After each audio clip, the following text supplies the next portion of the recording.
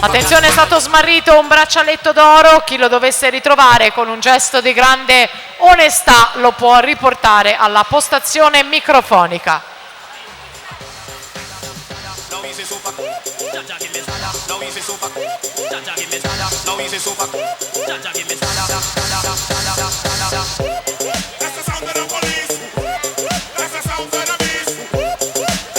Per la quarta serie maschile Pierpaolo Veller, Plentin Veneto in 1, Alessandro Cattapanna, Antares in 2, in corsia 3 Filippo Gatti, Fondazione Ventegodi, in 4 Damiano Piermarini, tiro volo nuoto, in 5 Nicolò Orlandi, Antares Castelfranco Veneto, in 6 Robert Dall'Ora, Sport Management, settima corsia Alessandro Sperotto, Plentin Veneto, in 8ª Giulio Biasion, 2001 Team.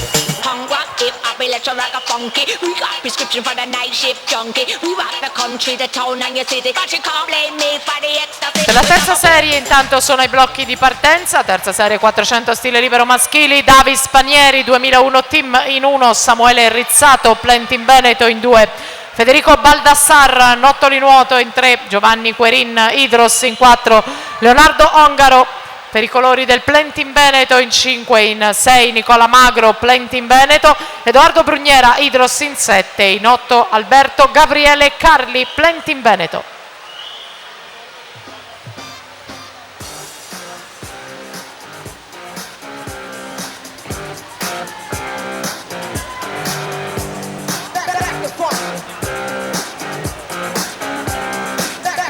Siamo ancora in acqua con la quinta serie al maschile, tra poco partirà la quarta, Veller, Cattapangatti, Piermarini, Orlandi, Dall'Ora, Sperotto, Biasion, già presentata, e poi la terza serie a seguire schierata, la presenteremo anche successivamente. Siamo in arrivo intanto con il touch 4, 18 e 21, firmato Mattia Dalfarra, Plentin Veneto, atleta classe 2000 che in apertura si è aggiudicato i 100 stile libero proprio per l'anno 2000, primo anno ragazzi.